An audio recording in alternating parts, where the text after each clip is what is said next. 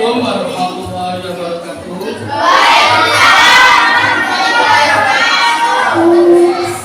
Sebelum pelajaran kita mulai, pertama kita berdoa dulu pada Fatihah yang mudah-mudahan bahkan Fatihah ini kami mendapat ilmu yang manfaat taruh Fatihah.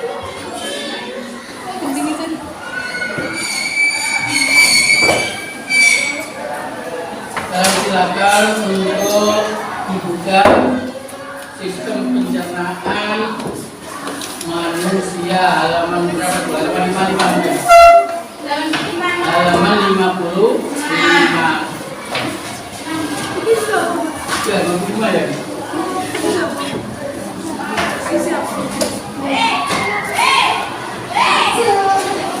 Ya, halaman 55.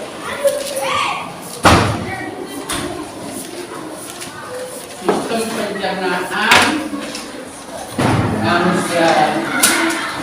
Sebelum pelajaran kita mulai, saya ingin bertanya dulu. Dalam pelajaran IPA ini ada fisika, ada biologi, ada biologi. Jadi nanti setelah kemarin fisika ada ya, tapi ada biologi, kemudian nanti setelah biologi saya pindah lagi ke fisika. Ilmu biologi itu ilmu apa saudara? Ilmu biologi itu ilmu apa? Oh, saya ilmu biologi itu ilmu apa? Terus ilmu yang mempelajari tentang makhluk hidup. Dari biologi hidup ya, biologus ilmu yang mempelajari makhluk. Jangan dilupakan ya, kalau fisika ilmu yang mempelajari. Ingat, berarti jangan dihilangkan dan kami dilakukan rugiin masuk ke sampah nanti kertasnya. Ya, karena itu harus simpan pelajaran itu.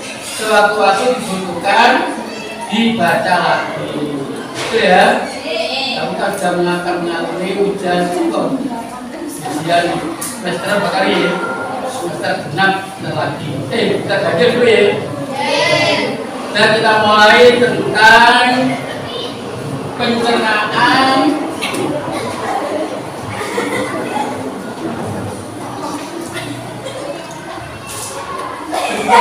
makhluk hidup. Jadi ini gambarnya alat-alat pencernaan. Kamu nanti bisa memberi nama bagian-bagian gambar ini. Jadi dalam ujian mungkin kamu akan keluar gambar ini namanya apa, gitu ya. Tapi belum tentu namanya. Ini nomor 3 adalah gambar lambung. Belum tentu nanti nomor 3 lambung ini diletakkan di sini. Makanya kamu harus hafal. Bukan hafal bukan ya. Hafal nama-nama daripada sistem pencernaan. Pencernaan itu apa sih? Pencernaan itu apa? Tidak bisa ngajong? Pencernaan itu apa? Untuk mencerna makanan dari bentuk yang kasar menjadi halus sehingga dapat dimanfaatkan oleh tubuh. Melalui proses-proses itu adalah di dalam sistem pencernaan. Sistem pencernaan manusia ini ada berapa macam? Sistem pencernaan makanan ada berapa macam? Ada berapa? Cepat ayo. Sistem pencernaan ada berapa? Ada 12 hilangkan satunya jadi berapa? Hilangkan angka satunya 2. Gitu deh. Jadi pencernaan itu ada pencernaan secara mekanik, ada pencernaan secara kimiawi, ya. Ada pencernaan secara mekanik, ada pencernaan secara kimiawi. Nah, dimulai pertama yaitu pada nomor 1 di sini itu deh. Ini hidup nggak ikut, ya. Ini hidup. Jadi pernapasan nggak ikut. Dimulai nomor 1. Nomor 1 itu adalah rongga mulut. Di dalam rongga mulut itu ada 1, 2, 3. Ada apa saja itu? 1 ada namanya gigi. Ada namanya ada namanya kelenjar ludah. Ini ada manfaatnya semuanya. Gigi terbagi jadi berapa bagian? Seluruh. Ada 3 ya. Dibagi menjadi 3 kelompok. Ya. Ada pertama gigi seri yang di depan. Di depan gigi seri. Yang di atas 4, yang di bawah 4. Jumlahnya adalah 8 ya. Berarti gigi kamu itu yang atas itu 4. Yang bawah 4, jumlahnya 8, itu masuk gigi seri. Masuk pada kelompoknya gigi seri. Terus kelompok lagi gigi taring. Terus gigi geraham. Gigi geraham. Ya. Dan gigi yang di depan itu namanya gigi seri. Terus ini jumlahnya berapa ini? Ada 8. Gigi taringnya ada 4. Gigi geramnya ada 8. Berapakah jumlahnya? 20. Dijumlah sama dengan 2. Ini untuk gigi kamu. Untuk gigi kamu itu sebanyak 20. Kenapa? Karena gigi geraham belakangnya belum tumbuh, terutama gigi geraham bungsu, ya. Sehingga gigi anak-anak disebut gigi susu, ya. Namanya gigi anak-anak gigi susu. Gigi susu itu jumlahnya ada 20, terdiri dari 1 gigi seri, 8 gigi taring, 4 di atas 2, di bawah 2, 1, jumlahnya 4. Terus selanjutnya itu gigi geraham, yaitu. Tapi kalau sudah di atas 16 ke atas, itu ini dibagi 2 lagi. Dibagi 2 lagi nih. Ada gigi geraham depan, ada gigi geraham belakang. Yang depan ini 8, yang ini 12. Sehingga jumlahnya berapa ini? Ini kalau tambah dengan 12, berapa jumlahnya? 32. Jadi untuk gigi orang dewasa sebanyak 32. Maka dikatakan namanya gigi tetap. Ya, gigi orang dewasa disebut gigi tetap. Kenapa tetap? Karena sudah tumbuh gigi geraham bungsunya. Gigi geraham bungsu berapa? 2. Kalau sudah tumbuh itu, harus hati-hati. Gigi geraham bungsu itu tumbuhnya pada umur 16 sampai umur 45. Kamu kan belum ya? Siapa yang umur 16? Ngacung? Ya, yang umurnya 16 ngacung? Nggak ada makanya kamu masih dikatakan gigi susu. Berlengkap ya. Jangan karena nomor ini, kadang-kadang nomor ini belum tumbuh. Tumbuhnya gigi geraham susu itu antara 16 sampai 45. Kalau lebih sampai 45, berarti sudah pasti keluar, pasti tumbuh. Nah, jumlahnya itu 3/2, kamu harus hati-hati menjaga gigi. Jangan sampai panggal. Kalau panggal tidak bisa tumbuh kembali. Ada coplok, saya sedang mana? Maka harus hati-hati ya. Harus hati-hati, selalu dibersihkan dengan pasta gigi dan sikat. Harus bersihkan, jangan sampai ditempati oleh bakteri-bakteri pembusukan yang menghancurkan perusak daripada gigi. Oh, ini bagian gigi ya, bagian gigi itu fungsinya ya. Fungsinya apa kan? Gigi fungsinya untuk mencerna secara mekanik. Kesan. Jadi gigi itu fungsinya untuk mencerna secara mekanik. Oleh karena itu gigi itu pasti untuk mengunyah, menghancurkan dari makan sehingga menjadi molekul-molekul yang kecil, menjadi zat-zat yang kecil dikunyah oleh gigi. Ya, itu untuk gigi. Di samping itu ada kelenjar ludah, nanti kita cari. Ada kelenjar ludah. Kelenjar ludah ini mengandung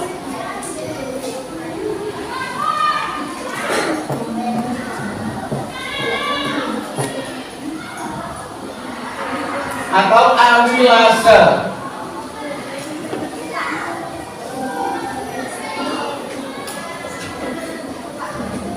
Jadi enzim kelenjar ludah itu mengandung enzim petialin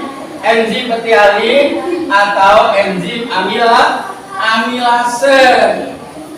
Karena ini mengandung enzim, maka pencernaannya dibantu oleh enzim ini menjadi pencernaan secara kimiawi. Mencerna apa dong? Mencerna amilum menjadi zat gula. Mencerna makan yang mengandung karbohidrat menjadi gula. Yang mengandung karbohidrat itu kira-kira makan apa? Contohnya nih, saya makan nasi, makan ketela pohon, makan roti tawar, itu masuk karbohidrat. Makanya kalau kamu nanti ya coba di rumah, sebelum nasi kamu beri lauk sampai ambil satu makanan nasi dikunyah, tambah lama munyahnya, nanti rasanya bisa menjadi manis. Nah itu kerjanya apa? Enzim petialin atau enzim amilase, yaitu mengubah makanan yang mengandung apa sih? Karbohidrat atau amilum menjadi zat gula. Itu fungsinya ya. Karena di dalam di dalam rongga mulut itu ada gigi, ada kelenjar, berarti dalam rongga mulut ada dua macam pencernaan sekaligus. Satu pencernaan secara mekanik. Apa itu pencernaan secara mekanik? Mau singgung apa? Ya, pencernaan secara mekanik apa ya? Pencernaan yang dilakukan oleh gigi. Gigi ya. Kan potongan bentuknya gigi kan seperti alat mekanik. Maka dialami pencernaan secara mekanik. Terus kalian sekaligus diadakan pencernaan secara kimiawi. Kalau pencernaan secara kimiawi pencernaan yang dibantu oleh enzim. Jadi dalam rongga mulut itu ada kelenjar ludah yang mengandung enzim petialin atau enzim amilasa. Sehingga makanan yang mengandung amilum, mengandung karbohidrat itu akan berubah menjadi zat gula. Maka itu bisa terasa manis. Ya, itu dari mana ini? Amilasa atau enzim petialin. Benar? Lagi lagi. Gigi kamu berapa? 20. Kalau menjadi dewasa berapa? 32. Kenapa kok 32? Karena sudah tumbuh gigi. Ayo, yang tumbuhnya tadi antara umur 16 sampai 45, gigi geraham bungsu.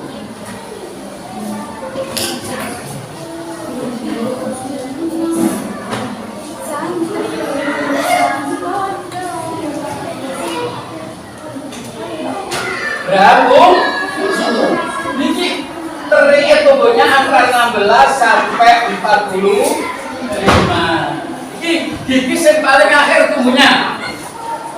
Tapi kalau tanya orang gigi apakah yang paling akhir tumbuhnya, dijawab gigi geraham bungsu. Gigi apa yang pertama kali tumbuh? Yang pertama kali tumbuh?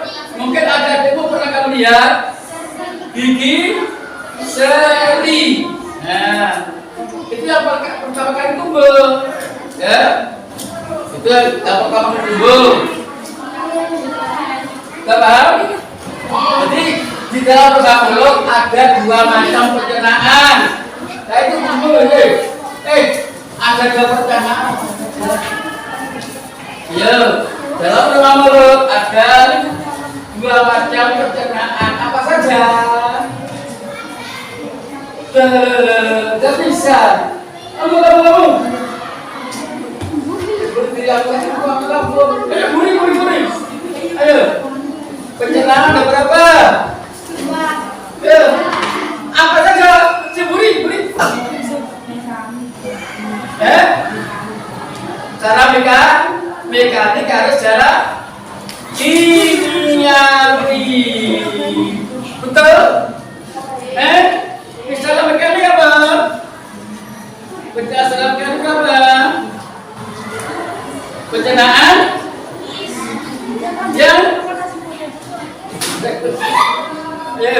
pencernaan secara atau pencernaan dilakukan oleh gigi. Secara kimiawi. Kamu. Pencernaan secara kimiawi itu apa?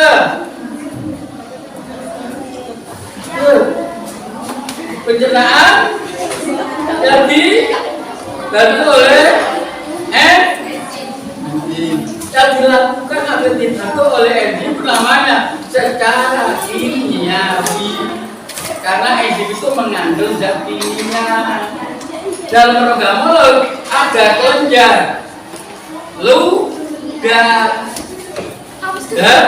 Kelenjar ludah itu mengandung enzim petialin atau enzim amilase.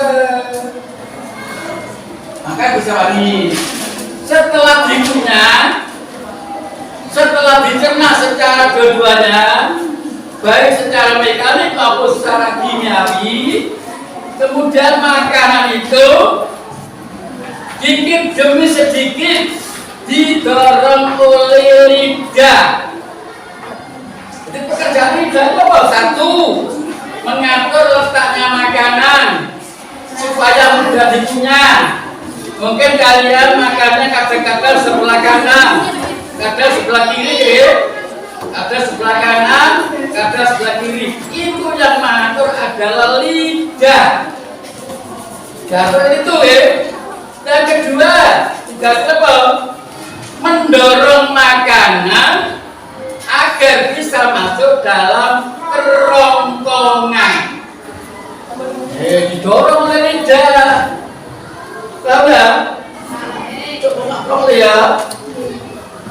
boleh ngantuk. Legian. Berhenti. Boleh saat lagi. Kalau nggak bisa dikapakan? Kayak duit. Dia punya kayak duit. Duit kok yang belakang apa kok? Bisa apa? Tak perlu ya. Ya sekiranya berhenti apa yang dilakukan dicatat dengan klono. Nanti sudah digambar alat ini. Siapa yang bisa menggambar alat ini? Belum ada. Digambar, diberi nama. Ya bagus. Yang pulang paling belum ya. Ya gak gambar, ya gak mencatat. Akhirnya lo. Ayo, cara beri waktu 5 menit gambar. Gambar. Diberi nama. Bagian badan itu diberi nama. Ada namanya masing-masing. Ya, nomor 1 sampai nomor 12 ini tidak semuanya alat pencernaan, tidak semuanya. Nanti saya terangkan mana yang alat pencernaan, mana yang juga. Yuk, 1 gol 5 menit.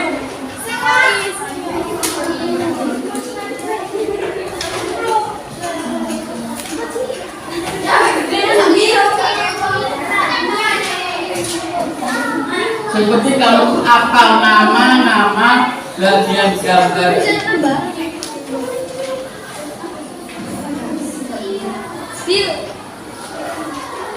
Lembaran ada lembaran.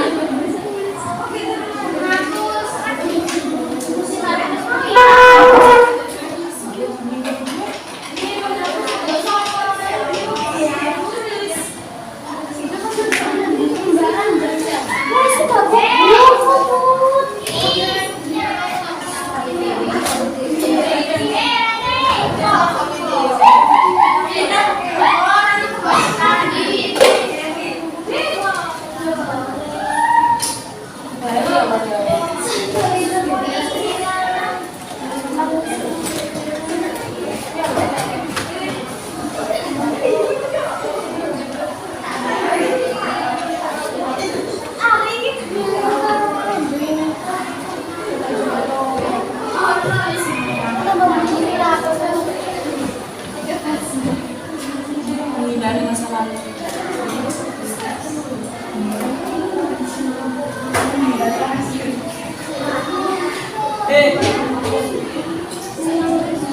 Kenapa nulis? Silakan namanya ya.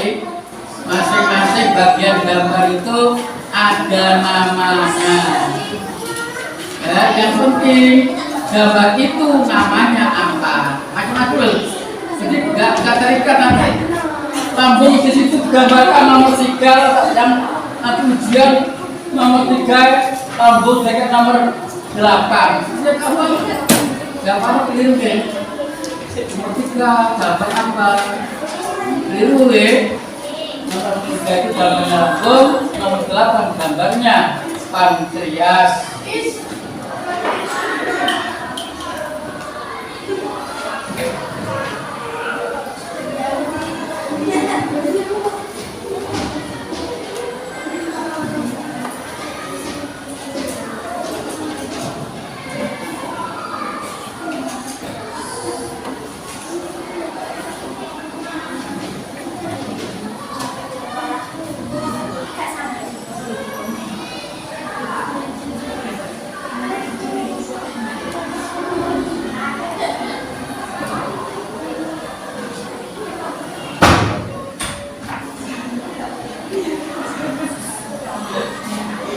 Sudah?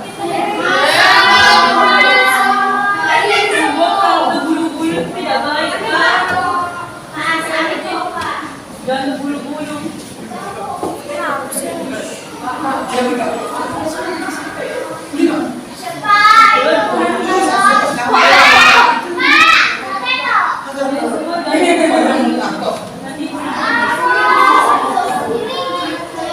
Ini sudah nih.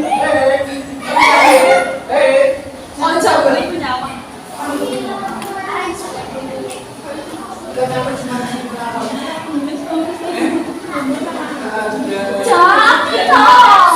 mulut yang dapat aja cuma kecil.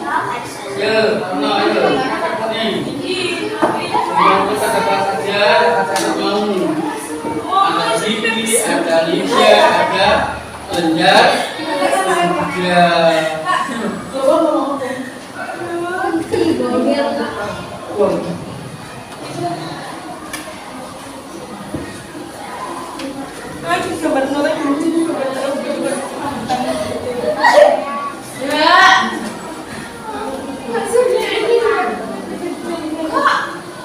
Bisa nih mau gambar khusus. Bisa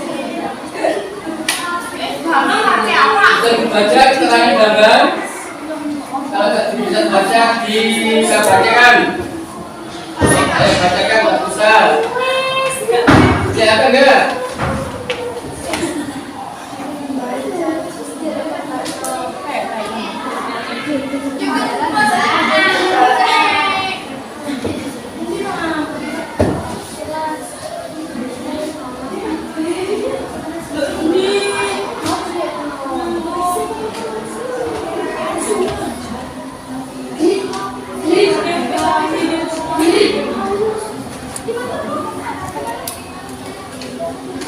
Jadi untuk gambar nomor 1 itu, ini nomor 1 namanya rongga mulut. Nah, kemudian gambar nomor 2 mulai dari sini ke sini, yang panjangnya kurang lebih 20 cm, namanya rongkongan. Rongkongan. Nomor 3 yang ini sampai sini terus ke sana, namanya lambung. Namanya lambung. Kemudian ini namanya usus 12 jari atau duodenum. Usus 12 jari. Usus 12 jari ini termasuk golongan nomor 7. Jadi usus halus permulaannya namanya duodenum. Jadi mulai dari sini sampai ini. Nah, ya. Mulai dari sini sampai ini. Itu namanya usus halus. Jadi bulunger, sing panjangnya kurang lebih 6 meter. Bulunger kurang lebih panjangnya itu 6 meter. Tuh. Diukur dari mana? Diukur dari sini. Mulai dari sini sampai ke sini. Itu urutannya usus halus. Ya. Kemudian gambar yang ini. Nih. Nomor 5 berarti hati. Ini hati. Terus ada lenjar yang menempel pada hati. Lenjar yang menempel pada hati namanya kantong empedu. Kantong empedu. Atau kamu mengatakan kalau Jawa itu wadai kala pedu. Kantong empedu. Kemudian nomor 8 ini 8. Ini namanya pankreas. Namanya apa? Pankreas. Kemudian nomor 9 untuk ini mulai dari ini sampai sini itu namanya usus besar.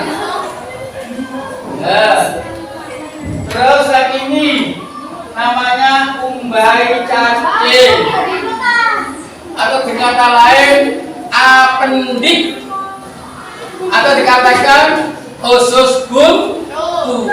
Mungkin kalian pernah mendengarkan ada orang kena penyakit usus buntu seperti ini. Sini nih ada lubangnya, tertutup oleh makanan yang tidak dapat dikunyah. Pamane, kamu makan jagung, kok masih utuh, nggak sampai pecah. Itu pada waktu ngalir, terpaksa bisa menutupi lubang ini. Kalau ini lubang ini tertutup, akhirnya terjadi penyakit usus buntu, terjadi usus buntu. Peraganya di sini karena ini namanya appendicitis. Kemudian nomor 9, nomor 10 ini adalah rektum. Rektum tempat pengumpulan sisa makanan dan akan dibuang, ya. Tempat pengumpulan sisa makanan akan dibuang dikumpulkan pada tempat yang namanya rektum. Kalau rektumnya sudah penuh, biasanya orang ini ingin berak. Jadi salah satu teman kami ini, Pak, saya pengen mesin. Namanya, oh berarti rektumnya sudah penuh. Kenapa penuh sisa-sisa makanan? Akhirnya makanan itu akan keluar lewat anus. Ya, saya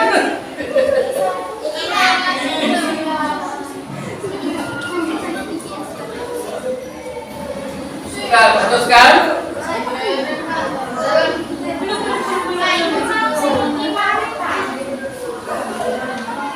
Ini gambar lengkapnya. Kalau dalam kitab-kitab itu masih protokol ini. Ini gambar lengkapnya.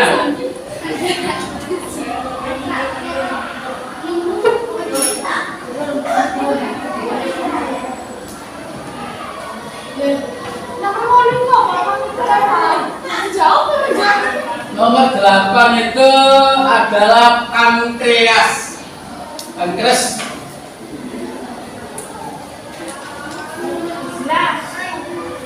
Itu ada umbai cacing. Dengan kata lain appendix. Umbai cacing atau appendix.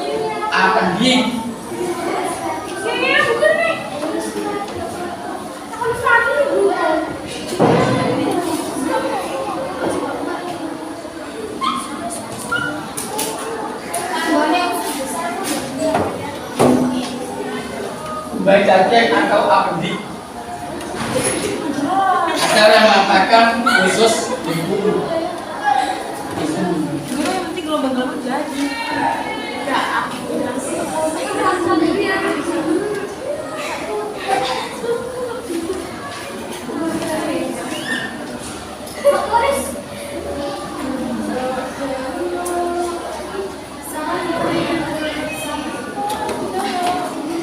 Ya.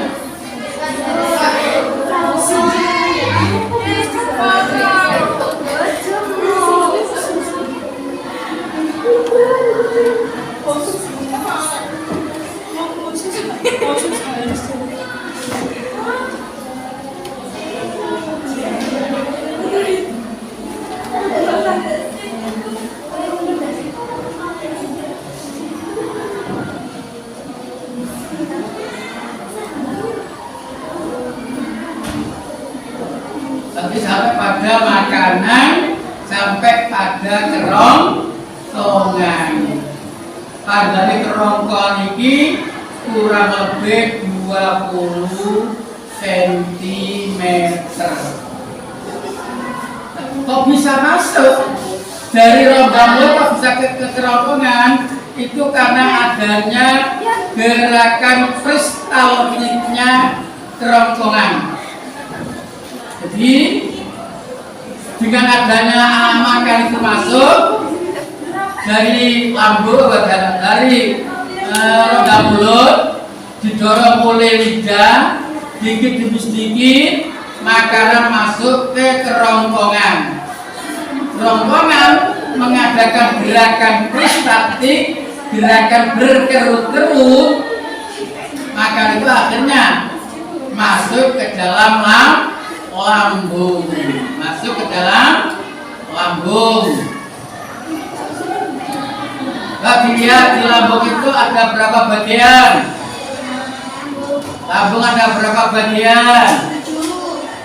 Ada 3 bagian. Dibaca apa aja tuh bagiannya? Ya, kacian. Bagian atas. Kondus. Bagian tengah. Kemudian yang bagian bawah. Nah, itu bagian bawah ya. Untuk pada lambung ini terjadi pencernaan secara kimiawi. Jadi makanan yang ada dalam lambung itu dicernakan secara kimiawi. Yang setelah dikunyah oleh gigi dihaluskan lagi menjadi bubur, ya itu ada dalam lambung. Tuh, pada lambung ini, pada lambung ini. Nih. Setelah itu masuk pada usus 12 jari atau duodenum. Ya. Di dalam usus 12 jari ada 2 muara. Pada usus 12 jari ada 2 muara. Yang satu ini, yang dua ini. Yang satu muara dari hati, dari kantong empedu. Terus yang satu muara dari pankreas. Ulang lagi, pada usus 12 jari itu ada 2 muara. Usus 12 jari ini merupakan bagian dari usus halus. Jadi permulaan usus halus itu disebut usus 12 jari atau dengan lain apa? Duodenum. Terus masuk kepada usus halus yaitu pada bagian ilium. Ilium usus kosong. Usus halus bagian kosong. Terus masuk usus jejunum. Ya. Terus diserap. Ya. Jejunum, ilium, usus 12 jari atau duodenum. Itu semuanya bagian daripada usus halus. Muara yang pertama pada usus 12 jari itu bermuara dari hati. Hati itu memberikan cairannya ke kelenjar empedu. Kelenjar empedu. Nanti kalau ada penyakit yang masuk ke 13 hari akan dibunuh, mengemulsikan lemak. Kedua, muara dari pankreas. Muara dari pankreas itu juga akan menghasilkan diantaranya apa? Asam klorida, enzim asam klorida. Apabila kamu jajan di warung, ketika warung kamu nggak tahu jajan yang sudah terbungkus itu dihinggapi oleh lalat. Padahal lalat itu barusan menginjak kotoran. Nah, kakinya sama, kakinya lalat membawa kotoran tidak pada makanan. Setelah itu makanan kamu makan nggak tahu, makan saja rupanya enak. Belum dimakan kok sudah merasakan enaknya makan. Akhirnya kamu beli, kamu makan. Sama halnya kamu itu memasukkan makanan bersama-sama penyakit. Oleh karena itu, untuk kalian semuanya, kalau makan makanan pada warung, carilah makanan yang terbungkus. Ya, cari makanan yang terbungkus. Kalau makan itu terbungkus, maka makan itu selamat akan diberi penyakit yang dibawa oleh makanya ya, kalau orang tuamu ketepatan di rumah jual makanan, umpamanya kue, orang tuamu jual kue, usahakan kuenya kamu bungkus dengan plastik. Ya. Demi apa? Keselamatan konsumen yang akan memakannya. Ya, pada konsumen. Kalau kita kamu makan sendiri, maka kamulah yang akan keselamanya. Itu nanti akan dibunuh oleh enzim apa? Asam klorida HCl. Nah, itu asalnya Cl kloridanya. Itu akan membunuh bibit-bibit penyakit. Di samping itu ada juga namanya apa itu? Enzim yang lain yang namanya enzim pepsinogen. Enzim pepsinogen itu akan mengubah menjadi apa? Menjadi pepsin. Dari pepsinogen akan berubah menjadi pepsin. Pepsin itu apa? Dapat mengubah makan yang mengandung protein menjadi molekul yang lebih kecil, yaitu menjadi pepton. Ini hal yang besar itu dikecilkan lagi, ya. Nah, itu yang ada dalam kursus 12 tadi. Jadi ya, kembali lagi. Usus halus itu terbagi menjadi 3 bagian. Ya. Usus halus terbagi menjadi 3 bagian. Satu usus 12 jari, yang kedua usus kosong, yang ketiga usus pernapasan. Nah, sekarang makanan masuk ke mana? Ya, masuk ke usus halus. Jadi dari usus 12 jari terus bergerak menuju ke usus bagian kedua, usus kosong dan usus penyerapan. Pada usus kosong ini akan dihancurkan lagi makanan itu menjadi yang lebih halus lagi. Setelah itu masuk ke usus halus. Setelah sampai pada usus halus, makanan itu akan dibagi 2. Satu menjadi zat sari makanan. Yang kedua menjadi zat sisa sari makanan.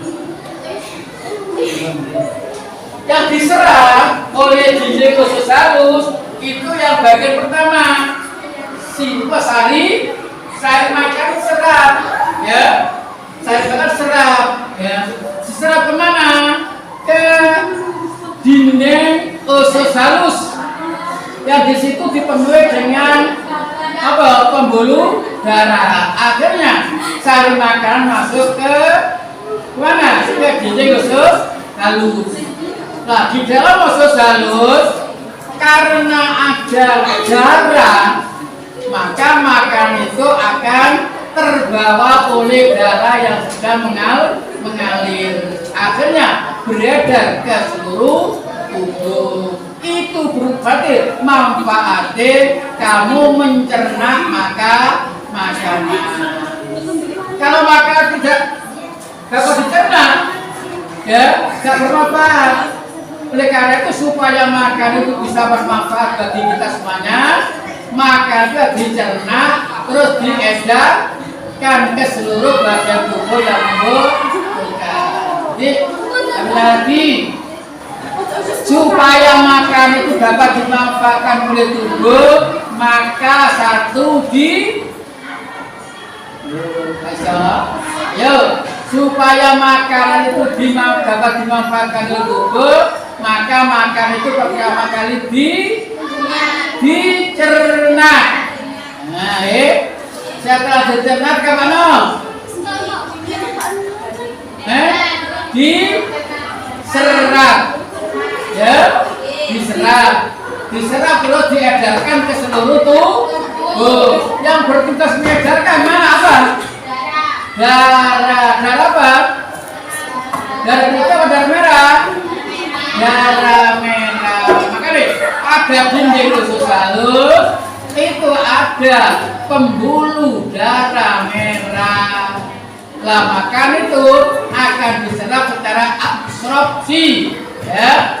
Absorpsi masuk ke dalam dinding darah, ke pembuluh darah merah.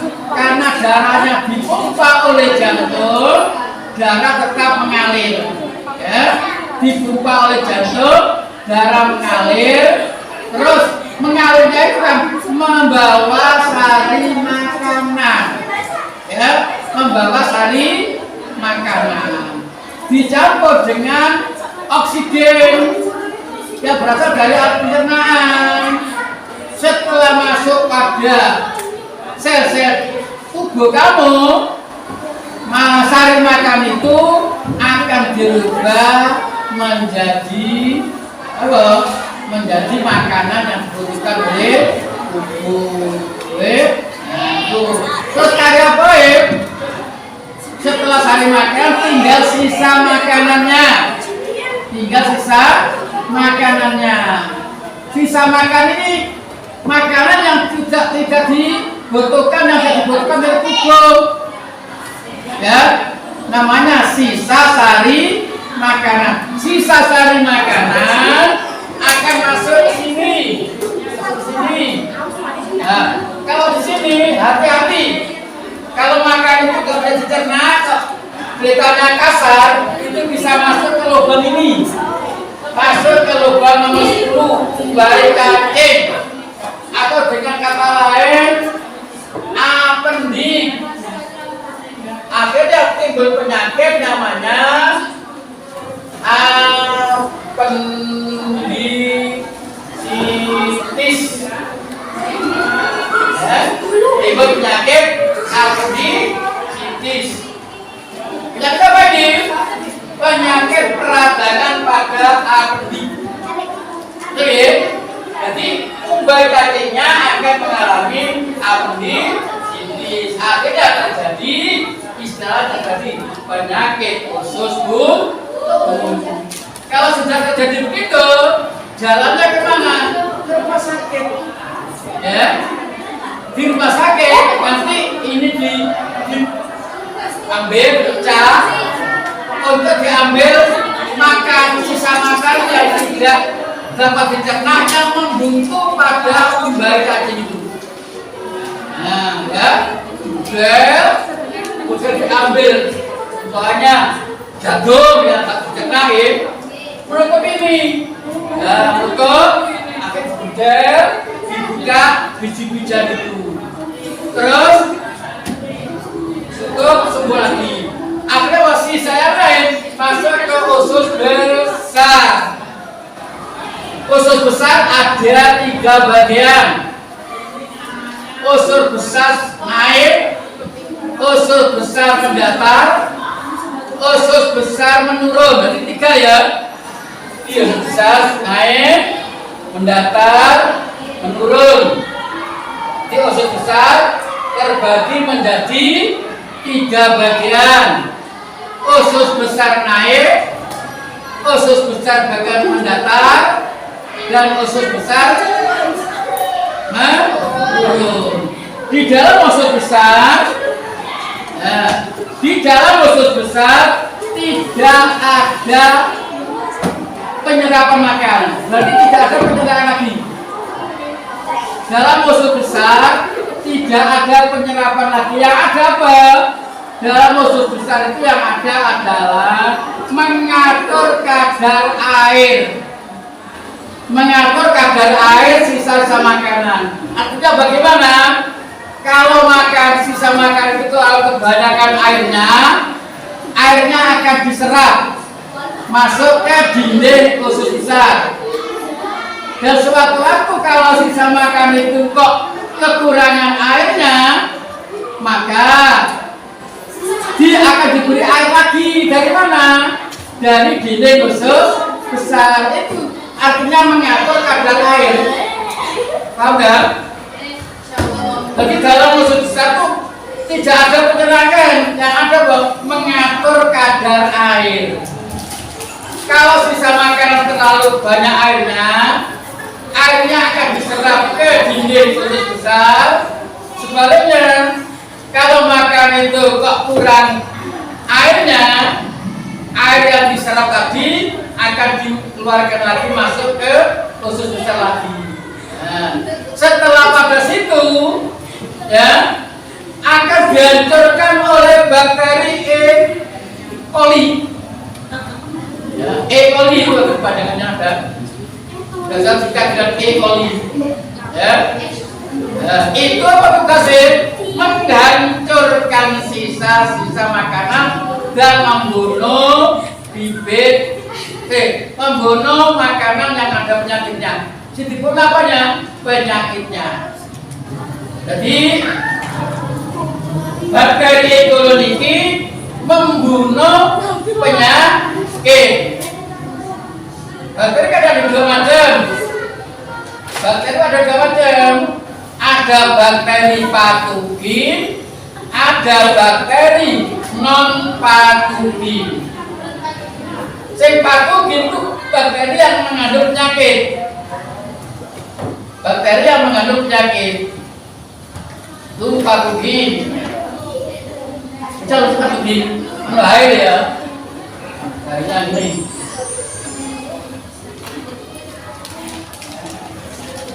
Patogen. Yang satu non patogen.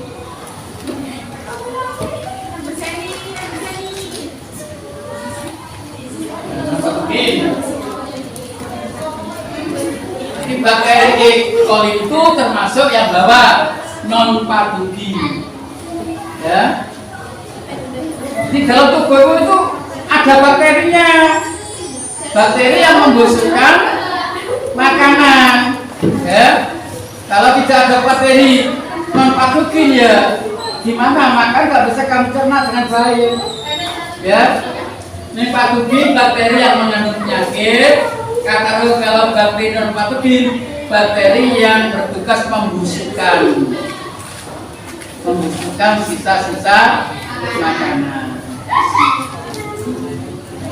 Di sisi berbahaya itu bakteri patogen yang menimbulkan penyakit. Oleh karena itu bakteri E. coli itu masuk dalam kelompoknya bakteri non patogen. Terus kita bagaimana? Setelah diisap, setelah dicerna dihancurkan oleh bakteri apa itu non patogen, akhirnya masuk sedikit demi sedikit ke